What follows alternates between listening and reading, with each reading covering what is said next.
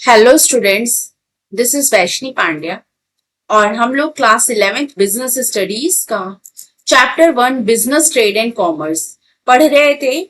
और इसमें हम लोगों ने कुछ अपने पॉइंट्स जो है फिनिश कर लिए थे लास्ट की क्लास में।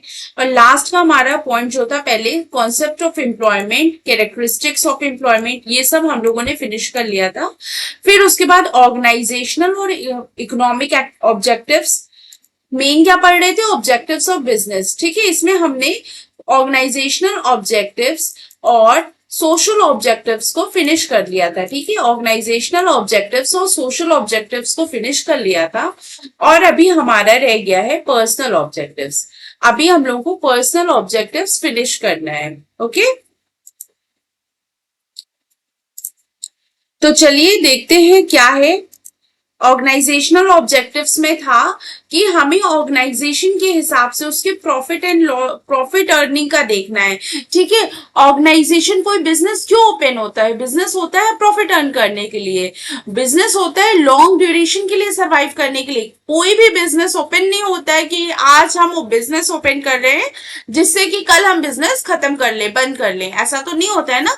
कोई भी बिजनेसमैन जब बिजनेस ओपन करता है तो वो उसके प्रॉफिट के बारे में सोचता है, वो उसके सर्वाइवल के बारे में सोचता है, अपने ऑर्गेनाइजेशन के, अपने बिजनेस की ग्रोथ के लिए सोचता है, और ज्यादा सेल्स इंक्रीज हो उसके बिजनेस की, और ब्रांचेस बने उसके बिजनेस की, है ना, नंबर ऑफ एम्प्लॉयज वो और रिक्रूट करे, सेल्स वॉल्यूम इंक्रीज हो, ये सारी बातें होती हैं। सर्वाइवल क्या होता है? जब हमारा जो है, जो हमने कॉस्ट लगाई है वो हमारा उस रेवेन्यू ज्यादा हो। ठीक है, क्या है ये बात, क्या कही गई है?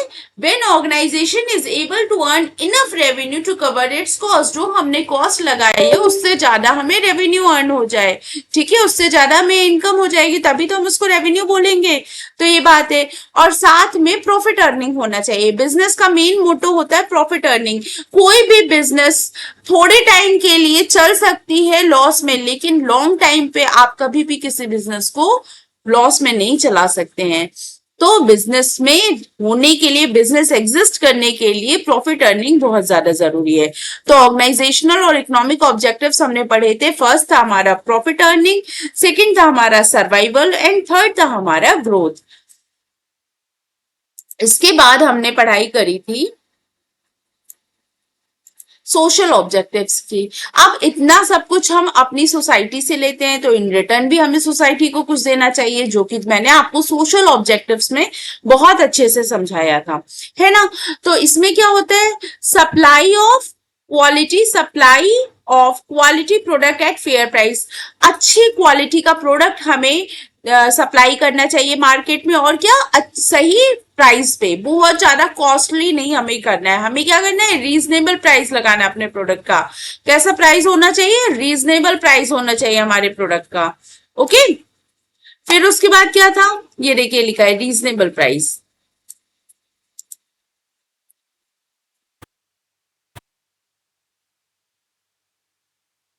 ठीक है, देन इसके बाद था avoidance of unfair trade practices, black marketing.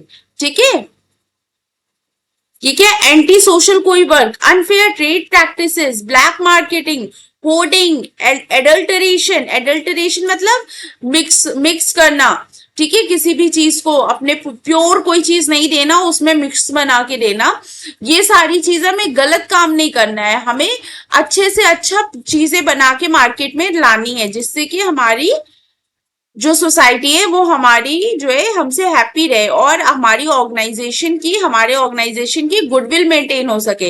ये किस लिए भी किया जाता है? ये अपनी गुडविल मेंटेन करने के लिए भी किया जाता है। जनरेशन ऑफ एम्प्लॉयमेंट अपॉर्चुनिटीज, ज्यादा से ज्यादा हमें एम्प्लॉयमेंट अपॉर्चुनिटीज जनरेट करनी है।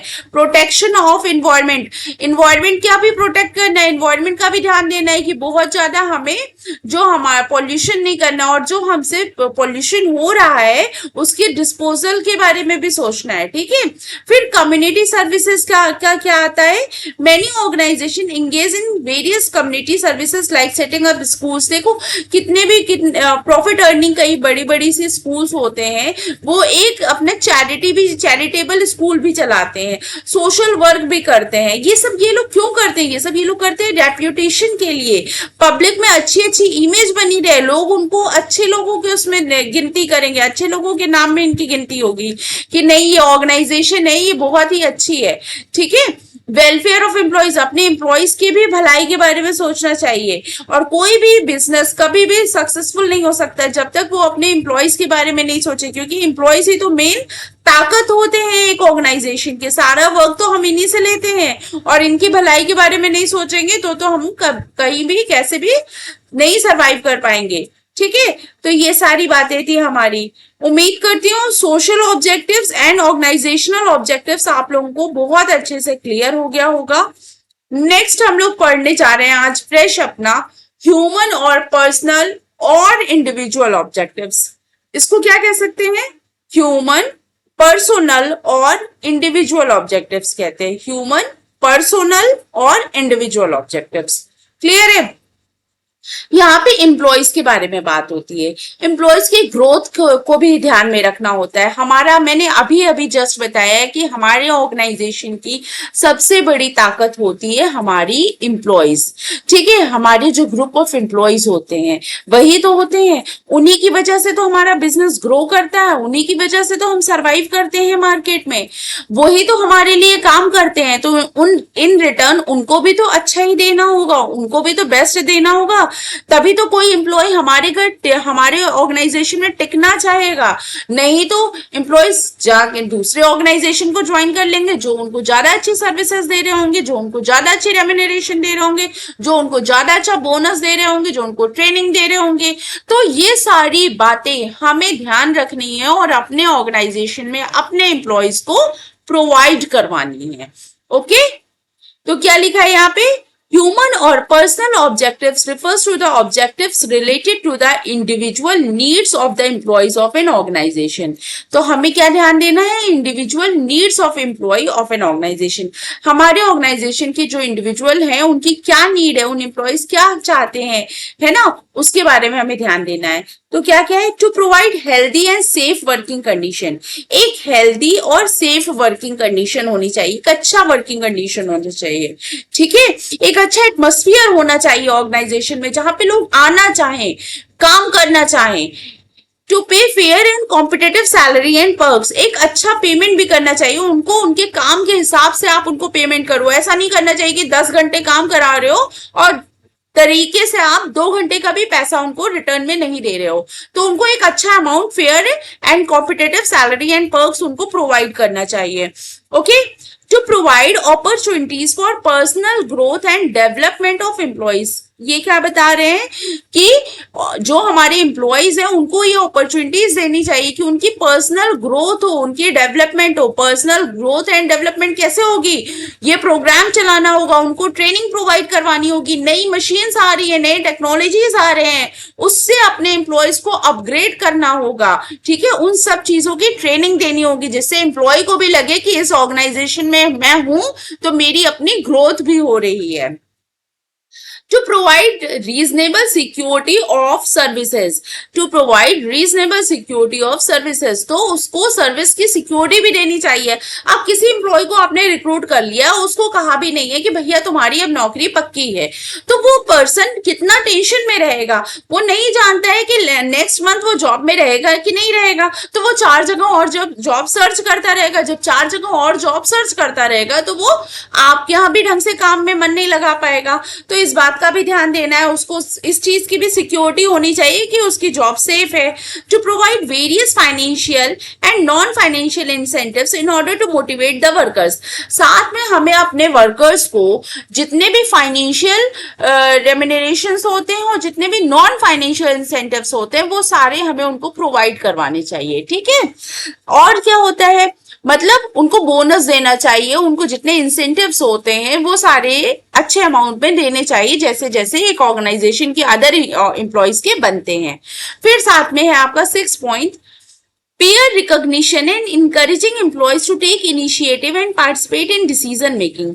फिर क्या है, उनको peer recognition होना चाहिए। साथ वाले जो है उनके, कई लोग होते हैं इतने incentives के भूखे नहीं होते, इतने पैसे के भूखे नहीं होते हैं, कुछ लोग होते हैं वो नाम के भूखे होते हैं। तो उनको उस तरीके से आपको मोटिवेट करना है, उनको उस तरीके से चाहिए कि वो best manager of the month होता है या वीक होता है, इस तरीके से आप उनको निकालिए, उनकी फोटो मेन आपके हेड ऑफिस में अपने लगाइए या फिर रिसेप्शन में उनके लगाइए, 1 मंथ के लिए, 1 वीक के लिए, है ना, ऐसा कुछ करना चाहिए। इससे क्या होगा, वो कुछ लोग होते हैं वो इससे इंकरेज होते हैं, इससे मोटिवेट होते हैं, उनको अच्छा फील होता है, उनको मनी की जरूरत नहीं होती है, उनको नाम की जरूरत होती है।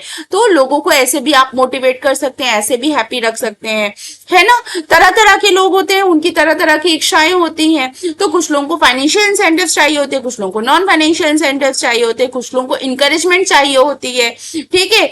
तो इस तरीके से आप रिकॉग्नाइज करा सकते हैं। एम्प्लॉयज को चाहिए होता है कि मेरे आसपास के लोग जाने मुझे कि ये, अरे वाह, ये एम्प्लॉय ऑफ द मंथ था, इसने इस वर्क, कोई पर्सन है कोई बहुत अच्छा काम कर रहा है, तो उसको रिकॉग्नाइज करो, उसको रिवॉर्ड दो आप, ठीक है। तो ये सब चीजें करनी चाहिए जिससे कि हमारे एम्प्लॉयज हमारे ऑर्गेनाइजेशन में खुश रहें और मन लगा के काम करें। साथ में उनको पार्टिसिपेट करने का मौका देना चाहिए डिसीजन मेकिंग में। जब भी कोई डिसीजन मेकिंग हो ऑर्गेनाइजेशन की, तो ऑर्गेनाइजेशन के जो मैनेजर्स होते हैं उनको अपने एम्प्लॉयज को भी पार्टिसिपेट करने का मौका देना चाहिए। ओके, तो ये बात हमारी हुई ह्यूमन और पर्सनल और इंडिविजुअल ऑब्जेक्टिव्स। यहाँ पे क्या है, एक इंडिविजुअल जो एम्प्लॉयज होते हैं उनकी नीड के हिसाब से, उनकी जरूरतों को ध्यान में रखते हुए उनको हमें खुश रखना होता है। तो कैसे आप कर सकते हो उनके लिए ये अच्छा काम, उनको एक healthy and safe working condition देनी होती है, उनको एक सही fair competitive salaries and perks देने होते हैं आपको, उनको एक अच्छी अपॉर्चुनिटीज उनके पर्सनल ग्रोथ के लिए, डेवलपमेंट के लिए प्रोवाइड करवाइए। फिर उनको रीजनेबल सिक्योरिटी एंड सर्विसेज भी दीजिए उनके जॉब से रिलेटेड। फिर उनको फाइनेंशियल और नॉन फाइनेंशियल इंसेंटिव्स प्रोवाइड करवाइए। पीयर रिकॉग्निशन कुछ लोग चाहते हैं कि हमारे आसपास के लोग मुझे जाने, ठीक है, उससे वो इनकरेज होते हैं। कुछ लोगों को यह होता है कि देखो हमारे बॉस हमें डिसीजन लेने में, हमें पार्टिसिपेट करने के लिए बोल रहे हैं, इनिशिएट कर रहे हैं, तो कुछ लोगों को ये चाहिए होता है। तो इन सब चीजों का ध्यान रखना है हमें हमारे ऑर्गेनाइजेशन में, जिससे हमारे एम्प्लॉयज अपना बेस्ट परफॉर्म कर सके हमारे ऑर्गेनाइजेशन में। ओके, चलिए तब तक के लिए थैंक यू। आज के सेशन में आपका ऑर्गेनाइजेशनल ऑब्जेक्टिव से रिलेटेड तीनों पॉइंट फिनिश होता है। ऑब्जेक्टिव्स ऑफ बिजनेस आपका organisational objective, social objectives and personal objectives, तीनों ही पॉइंट्स आपके फिनिश होते हैं ऑब्जेक्टिव्स ऑफ बिजनेस के। ओके, तो मिलते हैं हम नेक्स्ट सेशन में, और नेक्स्ट सेशन में हम लोग बात करेंगे क्लासिफिकेशन ऑफ बिजनेस एक्टिविटी की, जो कि इंडस्ट्री एंड कॉमर्स में डिवाइडेड है। उसको हम नेक्स्ट अपने वीडियो में डिस्कस करेंगे। ओके, अभी के लिए इतने ही। आज के सेशन में हमारा ऑब्जेक्टिव्स ऑफ बिजनेस फिनिश होता है। तब तक के लिए थैंक यू, बाय बाय।